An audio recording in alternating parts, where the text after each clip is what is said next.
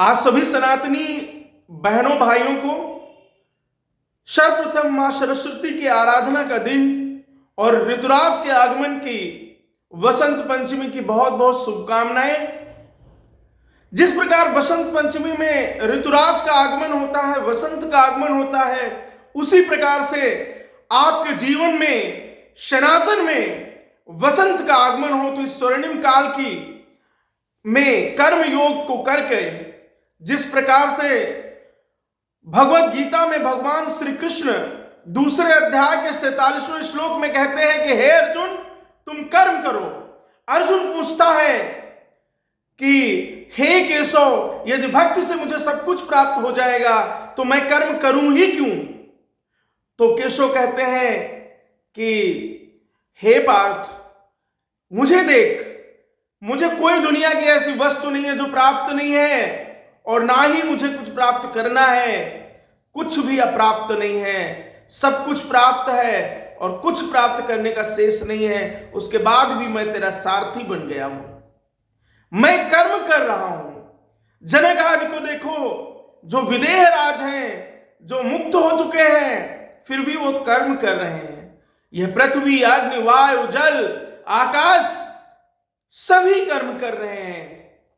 इसलिए निष्काम कर्म करना है। भगवत गीता के दूसरे अध्याय के 47वें श्लोक और तीसरे अध्याय के 8वें श्लोक में हम देखेंगे कि निष्काम कर्म से हमें जो सिद्धियां प्राप्त होती हैं वो स्वतः हमें मानसिक, शारीरिक और आत्मिक स्वास्थ्य को भी बेहतर करती हैं। अगर हम साइंटिफिक तरीके से कहें तो हमारे योग शास्त्र में कहा गया है कि सामाजिक स्वास्थ्य को प्राप्त करने के लिए, अर्थात यदि अगर सामाजिक रूप से आप स्वस्थ रहना चाहते हैं तो आपको क्या करना है? निष्काम कर्म करना है।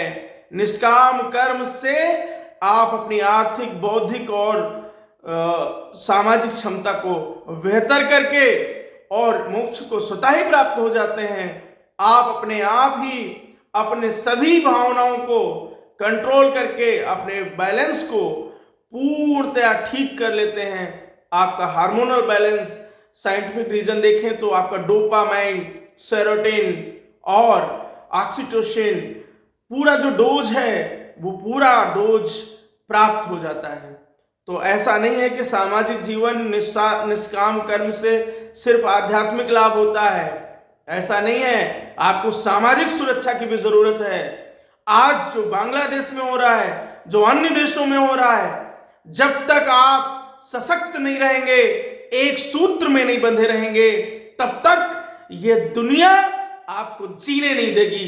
इसलिए मैं विनम्र निवेदन करता हूं और आगाह करता हूं कि आप सभी निष्काम कर्म की भावना से सनातन के कर्म को, पुरुषार्थ को एक सूत्र में पिरोकर आप सभी आगे बढ़े। आगे शनिवार को, प्रत्येक शनिवार को हम आप सबसे आग्रह करते हैं कि हनुमान चालीसा का पाठ कर सोशल मीडिया पे उसकी वीडियो अपलोड करें ताकि और लोग भी प्रोत्साहित हों। आप सभी को पुनः निवेदन है, आग्रह है कि इस कार्यक्रम में बढ़ चढ़कर हिस्सा लें, सनातन को आगे बढ़ाएं। सनातन धर्म सेवा ट्रस्ट नैमिषारण्य आप सभी के साथ कंधे से कंधा मिलाकर चलेगा।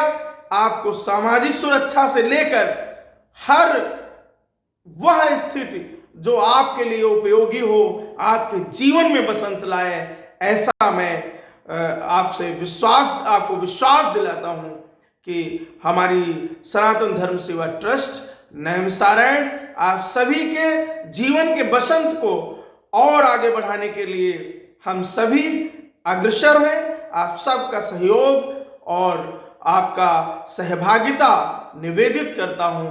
बहुत बहुत धन्यवाद। जय सिया राम, जय हनुमान, जय सनातन, जय भारत, जय महादेव।